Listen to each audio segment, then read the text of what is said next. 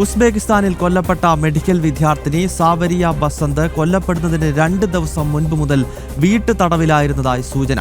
നിരവധി തവണ സാവരിയെ വീട്ടിൽ നിന്ന് ഫോണിൽ വിളിച്ചെങ്കിലും ബന്ധപ്പെടാൻ ആയില്ലെന്ന് പിതാവ് ബസന്ത് പറയുന്നു. മറുപടി ലഭിച്ചത് ടെക്സ്റ്റ് മെസ്സേജുകൾ മാത്രമായിരുന്നു. ഒപ്പം താമസിച്ചിരുന്ന വിദ്യാർത്ഥികളും സാവരിയെ 2 ദിവസമായി കണ്ടിരുന്നില്ല എന്നാണ് അച്ഛൻ വെളിപ്പെടുത്തുന്നത്.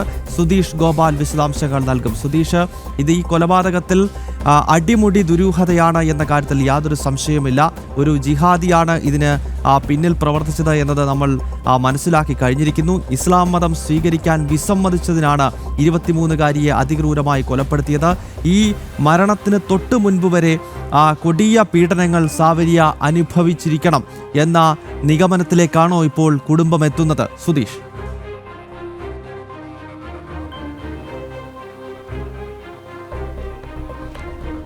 അങ്ങനെ തന്നെയാണ് ഇതിൽ ബന്ധുക്കളിൽ നിന്നും അതോടൊപ്പം തന്നെ അവർക്ക് വിദേശത്ത് ഉസ്ബെക്കിസ്ഥാനിൽ ചെന്നപ്പം ലഭിച്ച വിവരങ്ങളുടെ അടിസ്ഥാനത്തിലും എല്ലാം മനസ്സിലാവുന്നത്. അതിൽ ഏറ്റവും പ്രധാനമായി പറയേണ്ടത് മരണം നടക്കുന്നത് കഴിഞ്ഞ 4-ാം തീയതിയാണ്.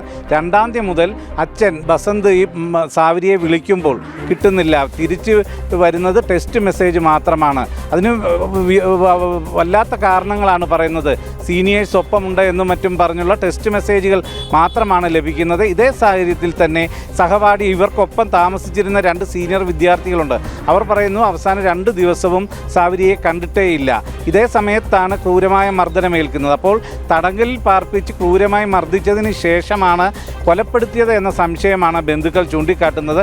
അതോടൊപ്പം തന്നെ അവിടുത്തെ അന്വേഷണത്തിലും വലിയ സംശയമാണ് ഇവരിപ്പോൾ ഉന്നയിക്കുന്നത്. കാരണം നമുക്കറിയാം, ഒരു കൊലപാതക കേസിൽ ഏറ്റവും നിർണായകമായ തെളിവ് ആ കൊല ചെയ്യാൻ ഉപയോഗിച്ച ആയുധമാണ്. ആ ആയുധമെന്ന് ഈ കേസിൽ പറയുന്നത് ഈ ലാപ്ടോപ്പാണ്. ആ ലാപ്ടോപ്പ് തിരികെ കൊടുത്തുവിട്ടിരിക്കുകയാണ് ബന്ധുക്കളുടെ. ഏറ്റവും പ്രധാനമായി തൊണ്ടി മുതലായ ലാപ്ടോപ്പ് തിരികെ കൊടുത്തുവിട്ടിരിക്കുന്നു. അതോടൊപ്പം തന്നെ ഈ കൊലപാതകം നടക്കുമ്പോൾ കുട്ടി മരണപ്പെടുമ്പോൾ ധരിച്ചിരുന്ന വസ്ത്രം, ആ വസ്ത്രവും തിരികെ വിട്ടിരിക്കുന്ന ഒരു സാഹചര്യമാണ് നിലനിൽക്കുന്നത്. ഇതെല്ലാം തന്നെ ഫോറൻസിക് പരിശോധനയടക്കം നടത്തേണ്ട ഒരു സാഹചര്യമുണ്ടെങ്കിൽ അത് ചെയ്തിട്ടില്ല.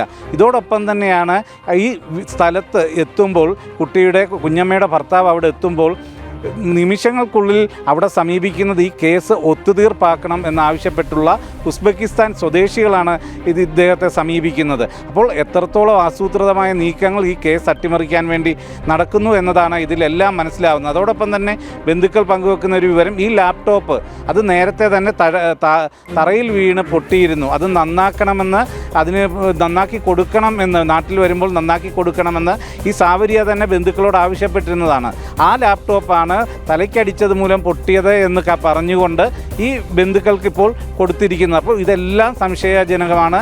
ഈ മറ്റെന്തോ ആയുധം ഉപയോഗിച്ചാകാം ഒരു പക്ഷേ സാവരിയെ തലയ്ക്കടിച്ച് കൊലപ്പെടുത്തിയത് എന്ന സംശയവും ഉയരുന്നു. അത് ഈ സദറുൽ അനം ആയിരിക്കില്ല പ്രതി എന്ന സംശയവും ബന്ധുക്കൾ ചൂണ്ടിക്കാണിക്കുന്നു. കാരണം ഇത്രയും മാരകമായ പരിക്കേൽപ്പിക്കാൻ ഒരു വ്യക്തിയെ കൊണ്ട് സാധിക്കില്ല. സാവരിയും നല്ല കരുത്തുള്ള വ്യക്തിയാണ് എന്നതാണ് അച്ഛൻ പറയുന്നത്. അച്ഛൻ മിസ്റ്റർ ഇന്ത്യക്ക് വേണ്ടി പോലും ശ്രമിച്ചിട്ടുള്ള നല്ല കായിക ശേഷിയുള്ള വ്യക്തിയാണ്. അദ്ദേഹത്തോട് പോലും മൽപ്പിടുത്തത്തിൽ പിടിച്ചു നിന്നിട്ടുള്ള വ്യക്തിയാണ് സാവരി. അപ്പോൾ അത്രയ്ക്കും കരുത്തുള്ള ഒരാളെ ഒറ്റയ്ക്ക് ഈ രീതിയിൽ കീഴ്പ്പെടുത്താൻ സ്വബോധത്തിൽ സാധിക്കില്ല. ഇല്ലെങ്കിൽ എന്തെങ്കിലും മരുന്നോ മറ്റോ കൊടുത്ത് മയക്കിയതിന് ശേഷം ചെയ്തതാണോ എന്നതടക്കമുള്ള സംശയങ്ങൾ വരുന്നു.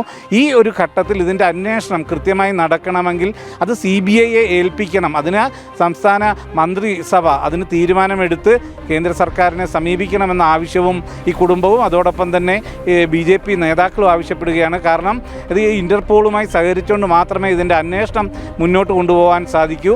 ആ കാര്യം ചൂണ്ടിക്കാട്ടി ഇതിൻ്റെ അന്വേഷണം കൃത്യമായി നടക്കണം, പ്രതിക്ക് ശിക്ഷ കൃത്യമായി കിട്ടണം എന്നുണ്ടെങ്കിൽ അന്വേഷണം CBIയെ ഏൽപ്പിക്കണമെന്ന ആവശ്യവും ശക്തമാകുകയാണ്. ഗൗതം, ഓക്കെ. സുധീഷ് ഗോപാലാണ് വിശദാംശങ്ങൾ നൽകിയത്. സദറുൽ അനം ഈ സാവരിയ ബസന്തിനെ തടവിലാക്കിയാണ് ഈ കൊടിയമായ പീഡനം നടത്തിയിരിക്കുന്നത്. മരണത്തിന് തൊട്ട് മുൻപുള്ള ദിവസങ്ങളിലൊന്നും ഈ വീട്ടുകാർക്ക് സാവരിയെ ബന്ധപ്പെടാൻ കഴിഞ്ഞിരുന്നില്ല. സാവരിയയ്ക്കൊപ്പം ഉസ്ബെക്കിസ്ഥാനിൽ ഉണ്ടായിരുന്ന സ്വന്തം റൂമിൽ താമസിച്ചിരുന്ന കുട്ടികൾക്ക് പോലും സാവരിയ മരിക്കുന്നതിന് തൊട്ടു മുൻപുള്ള 2 ദിവസം എവിടെയായിരുന്നു എന്നതിനെപ്പറ്റി ഒരു വിവരവും ലഭ്യമാകുന്നില്ല. അപ്പോൾ അതിക്രൂരമായ പീഡനം ഈ പെൺകുട്ടി നേരിട്ടിരിക്കുന്നു എന്ന് വേണം മനസ്സിലാക്കാൻ. എന്തായാലും വലിയ പ്രതിഷേധം ഈ വിഷയത്തിൽ ഉയരുകയാണ്. സുധീഷ് ഗോപാലാണ് ആലപ്പുഴയിൽ നിന്നും ചേർന്നത്.